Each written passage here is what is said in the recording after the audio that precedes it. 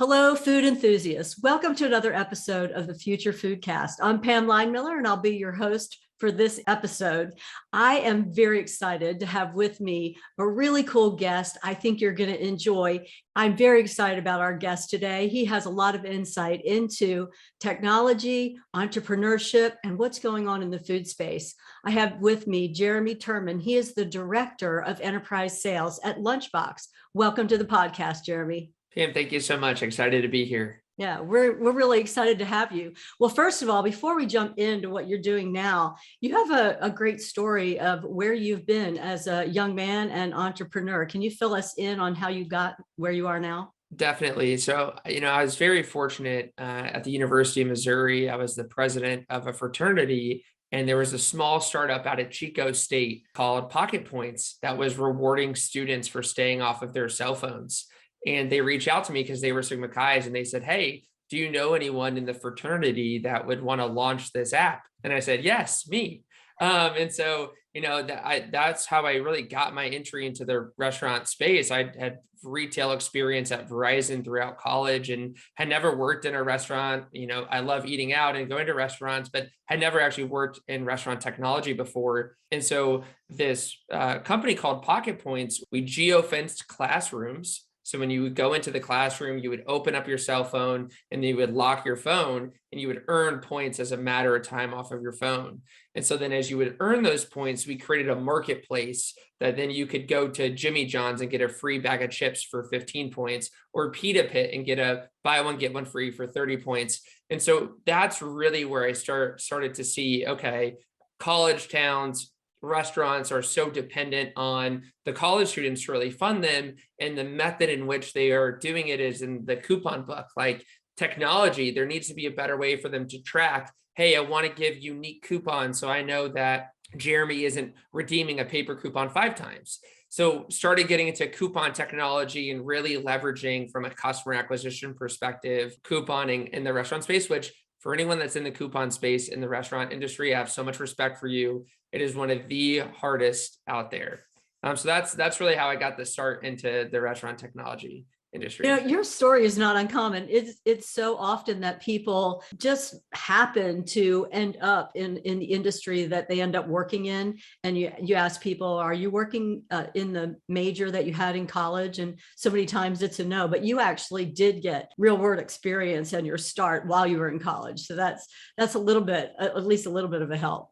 And so moving forward, you decided you wanted to stay into restaurant technology. That kind of launched you into that.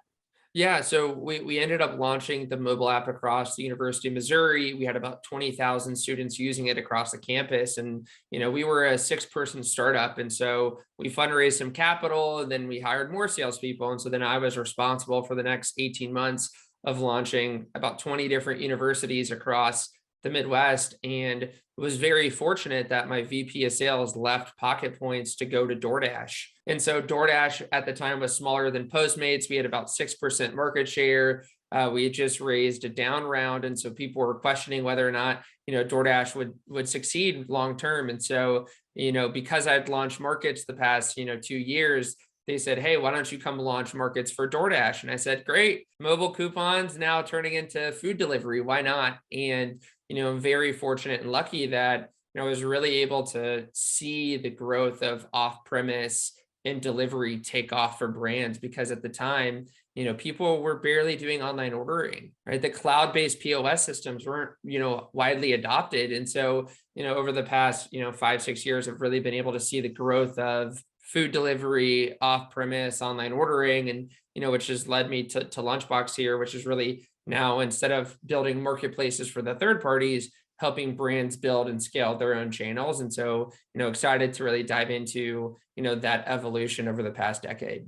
Yeah, that is really exciting because timing has been great for you. Obviously, first of all, DoorDash did not go out of existence after that down round. They've been very, very successful. And I know that you were probably a part of that and very excited to, be moving through that. But now, fast forward, technology has caught up and you're able to leverage that more than, you were struggling back in the beginning to figure out how to make that work and the adoption of it. But now, because of the pandemic, everybody's adopting adopting that. So tell us what you're doing now with Lunchbox and why this is kind of the perfect storm of what's happening in the food space. Yeah, definitely. So I think in restaurant operators listening will understand the tablet hell that's heavily referred to in the industry, where these third-party companies grew so fast and they were doing so much volume, but they weren't directly integrated into the POS system.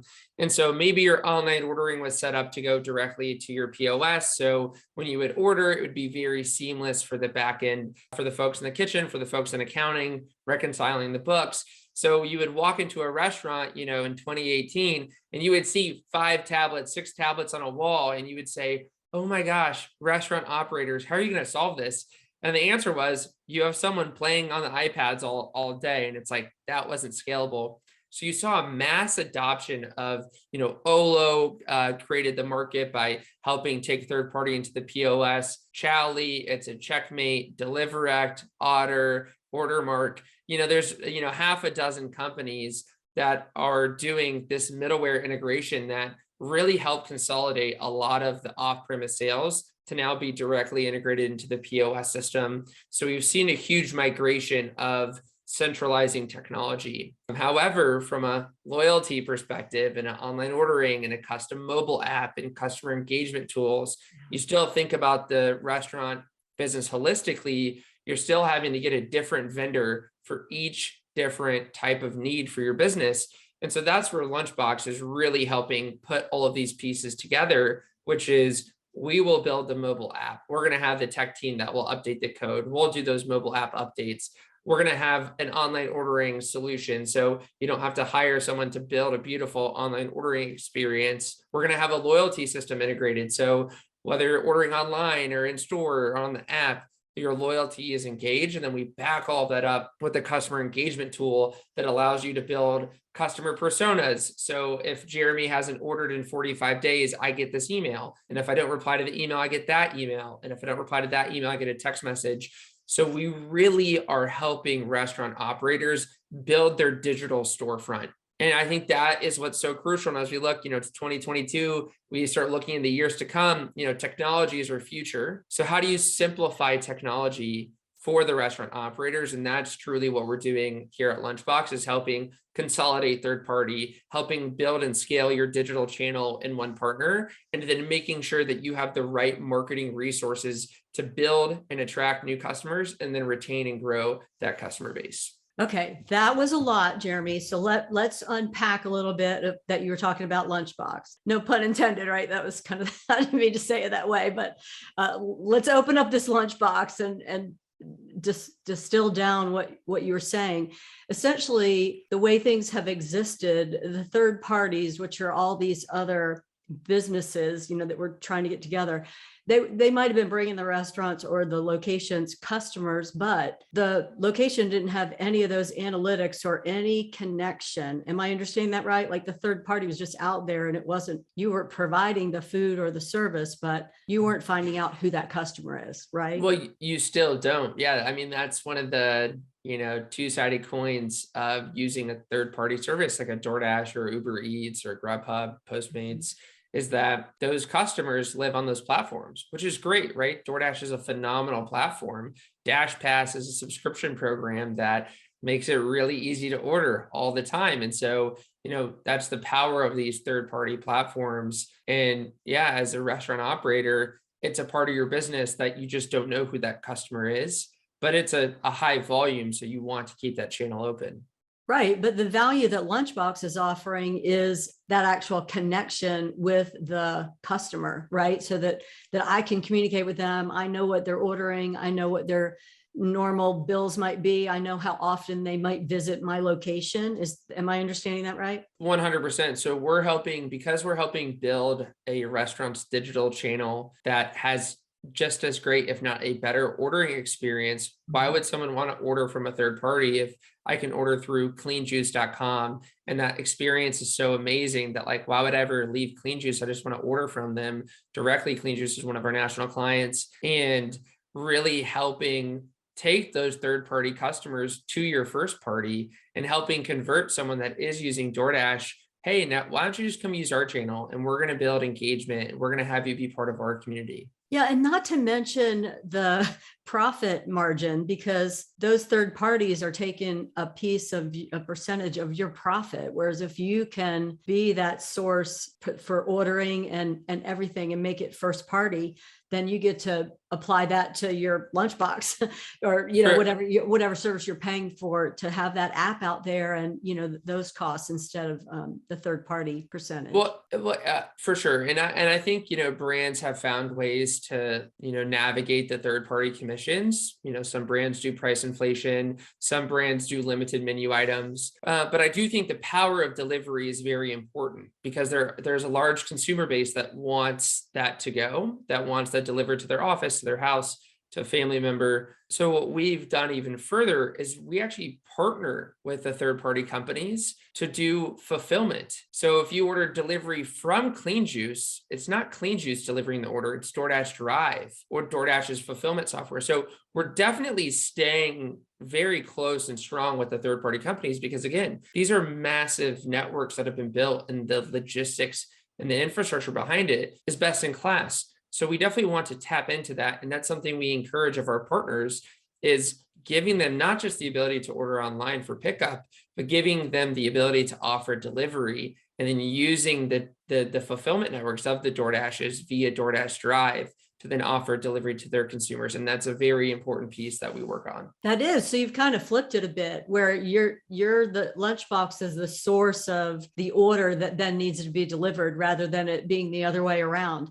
And that gives the restaurant that advantage and that branding and kind of that best in class service they get identified with, instead of that third party. For Brilliant. sure. Yeah. Yeah, it's an amazing strategy. I mean, everyone loves the buzzword omni-channel approach, and that truly allows our partners to have that omni-channel approach to reach their customers where they are. Well, and the other thing about that is you might typically think about some of the companies that you're partnering with or utilizing, what they do well. They've got that delivery logistics network out there. So why recreate that? Let's just leverage that. You typically might think of them as competitors, but you're joining forces a little bit and utilizing the best of both worlds there. But you do have competition out in the market. So what's going on with that? The market is changing so quickly because the demand really for your kind of service is really ramping up from the customer standpoint. For sure. Yeah. So from a customer standpoint, everyone wants it easy and they want it right now and they want it super convenient. So from a UI, UX, from a customer experience standpoint, there's the Hathaways, the Koalas, the Plain Airs. These are companies that are building $1 million custom apps, custom $100,000 online ordering channels. And so it's a very expensive solution, but it's worked. I mean, a lot of the large national brands have the marketing dollars to invest in there. And so those are the competitors that we usually go up against from a mobile app and online ordering creation. And then from a loyalty perspective, Patronics, Punch, Thanks. These are companies that are offering loyalty and maybe have different styles, or someone has an AI tool that knows how to best get your customers back.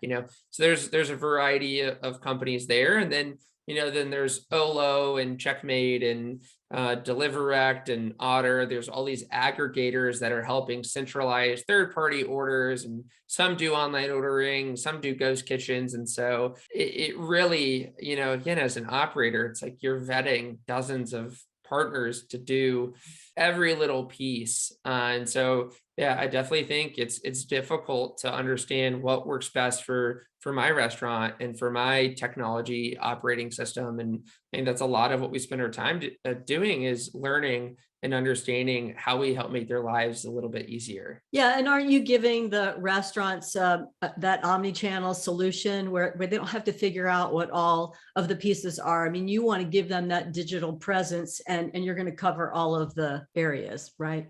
Exactly. Yeah. So we take all of those different companies that I talked about, and we bring that into one. So we're producing the mobile app and standing that up. We're building and scaling the online ordering, providing the loyalty, providing the customer engagement tools. And we have a brand and design team that's helping with the graphics, the stickers that you put in bags, the point of purchase material when you go to check out, hey, download our app, QR codes for paying and downloading. So yeah, we're a full solution when it comes to the digital guest, of really helping operators simplify their day-to-day and then ensure that their guest experience is best in class. And that's really what we focus on, is how do we build the best digital guest experience? Like brands have spent millions of dollars building beautiful storefronts. How do we do the same for your digital storefront? That's a great way to help us visualize what you're doing, because we as customers do want that experience, and we are looking for that. And I know for one, when I find it, like I'm staying, if I find a good experience that I like, I'm there. I'm pretty loyal. We can be pretty finicky though, can't we, Jeremy? We're difficult. I know that you're challenged with us, but that's why you have a job. And that's why Lunchbox has been so successful, is because you're listening to what the needs are out there. Do you have anything else about Lunchbox? I wanted to ask you a couple personal questions about your entrepreneurial journey, but I do want to hear if there's anything else that's going on at Lunchbox right now that we should know about. It sounds like a really great business model. Yeah, so I mean, it's early April. We have some moves that are happening from a technology enhancement perspective that we'll be able to talk about here pretty soon. But I do think the consolidation of technology is happening. DoorDash bought Bbot, Olo bought Omnivore. You're starting to see some of these restaurant technology companies acquire each other because, again, the space is so fragmented, and I don't think we're done with the consolidation. So I think 2022 from a restaurant technology perspective is really going to be fascinating to watch brands come together. And, again, we see ourselves as the ability to be that all-in-one digital solution. So we need to make sure that our technology, is best in class. And we feel very confident for 2022 and beyond that we now have that technology stack, and should have some exciting news coming from our Lunchbox teams, here in the weeks to come. So definitely seeing a broader shift in the technology set. That's exciting. We're going to have a follow-up interview with the Lunchbox team and find out all about that in the next couple months. That'll be exciting. Well, I would like to find out a little bit, because you've had quite a journey as a young entrepreneur, and I think a lot of our listeners and viewers are in that space. They are young, they are entrepreneurs in the food space.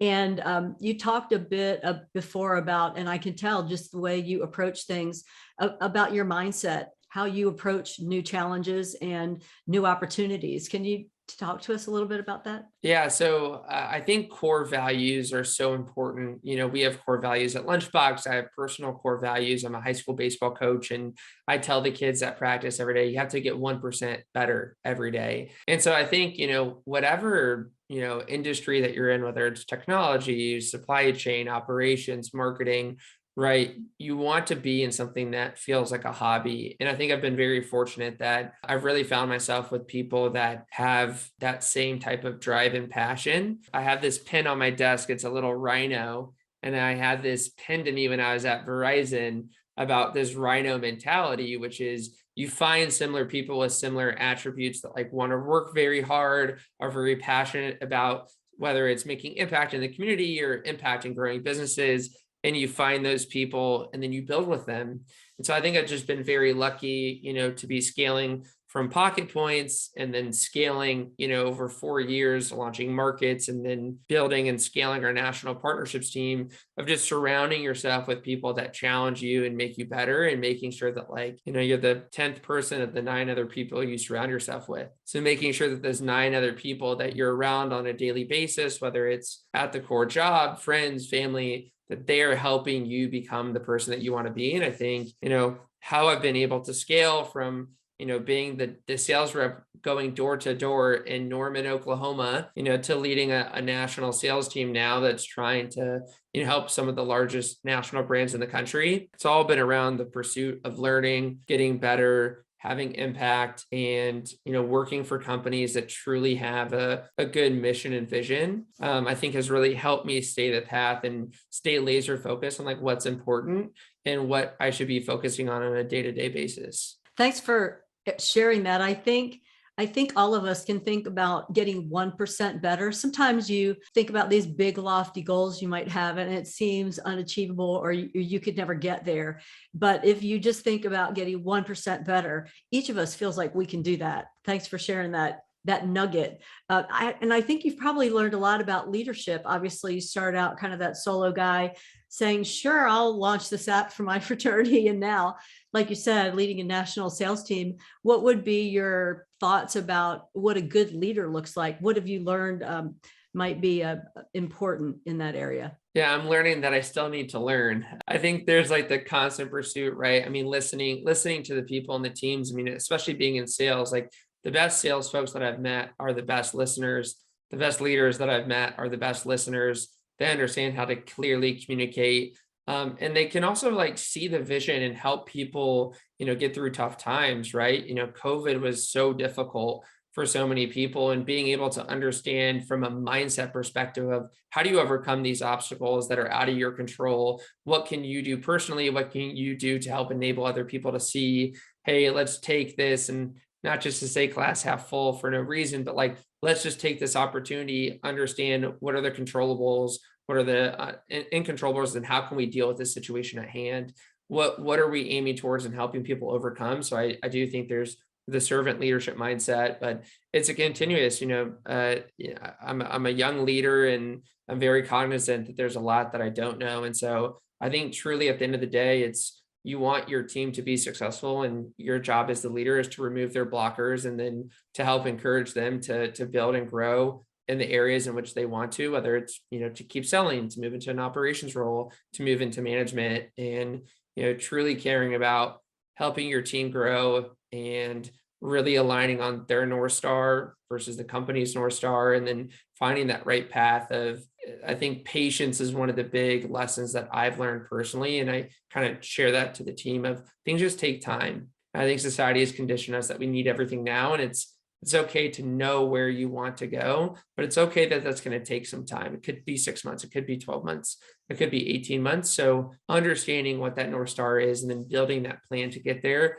I think helps people feel more comfortable living in the now and working through the day to day when they know what they're working towards. Yeah, being a humble leader, I think, is really important. I heard you say that, just having a little humility about you don't know it all, and being that lifelong learner. You're out there looking and listening, which is really critical, because I agree with you. The best people that I see others following are really good listeners. They're paying attention, and they're that lifelong learner. They know what they know, but they also know that there's a lot they don't know, and looking for that. And then your third point about the patience to have it all come to fruition, which has probably served you well during this pandemic time, because your industry has had quite a few challenges. I mean, you've got, with the restaurant industry as well as others, a lot of challenges going on with supply chain and staffing. And, is there any insight you can give us on how you guys might be approaching that, or counseling your clients to approach that? Any witty inventions that you've come up with to help? Yeah, so I think, the labor shortages, the supply chain issues. I mean, our restaurant partners have been really hurt through the pandemic. And I think that, we, again, sometimes what we think is, oh, this is so simple, we're going to build this beautiful digital ordering and this loyalty. And then it's like, oh, well, do you have the people to execute that? What about your staff? Can you even take more orders? Do you have the infrastructure to support this? And so I think what's fascinating is, we really need to listen and hear from the operator perspective, of our restaurant partners of, can you take more orders? Like what are your top priorities in your business right now? Like, I know you need a new digital resurface, like you need to rebuild this, but are you ready for that? And so, there's been so many tools that we've built, like the scan to pay with a QR code, because let's just say you are short staffed from a labor perspective and you can't have someone at the POS register. Well, everyone's got a mobile POS now. It's their cell phone. So at Lunchbox, we built that QR code to scan and pay. I have, friends that are now leaders at other different restaurant technology companies like Coco, the robot delivery company that's, helping fulfill orders. And then I've seen even the robots that are like bringing the food to people in stores. So I think, the difficulties that we've seen right now from a labor supply at our restaurant partners is forcing technology to evolve faster. Of how do you take someone's order without human interaction? Can there be AI technology in a drive-through to collect someone's orders? There's Flippy and there's all these different companies now that are preparing the food and storing the food. And so I think we're just going to see a consistent evolution of how do restaurants stay efficient while still providing high quality food, high quality customer experience. And it's going to take some time for the restaurants to get fully back, but you're just going to see restaurants begin to become more and more digitized. And I think people are a little worried that you're going to lose the human touch, but that's the restaurant space. The restaurant space is human touch. So that's always going to stay true. I just think the increase in innovation of technology, from order taking to order fulfilling, you just walk into a restaurant, what can be streamlined in this process? That's going to be a huge push the next few years. Yeah, and I think the challenges, like you said, the challenges really have fueled the innovation, and the technology is there for people to take advantage of and improving every day. Like you said, people are figuring out new ways of doing things and now really analyzing what in this process can be automated. How can we leverage the resources that we have? So those are all great points.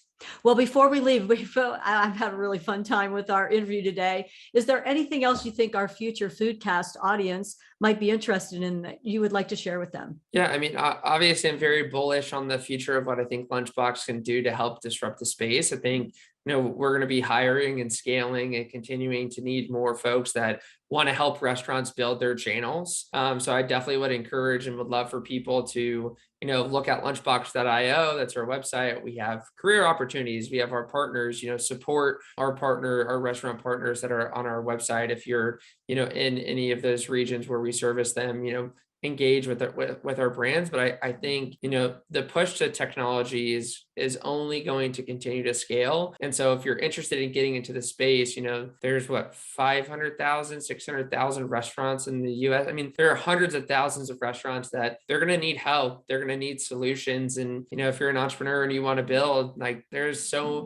we're such in the early innings. And I think that's what makes me so excited to come to work every day, is that, what we're doing is leading edge today, but we're going to be forced and we're going to have to continue to innovate in the future, because, what was good in 2020 is not good now in 2022. And so the constant evolution and change, I'm very bullish on our future here at Lunchbox and just the restaurant technology industry at large. Yeah. Thank you so much, Jeremy, for that encouragement and that challenge. Both are great. We've really enjoyed having you. I hope you have a great day. Thank you, Pam. It's been a pleasure. Thanks. Thanks for listening to Future Foodcast. Future Foodcast is powered by Farm to Plate, the leading food blockchain platform. Subscribe on YouTube or wherever you listen to podcasts to stay up to date with the very latest innovations in the food industry.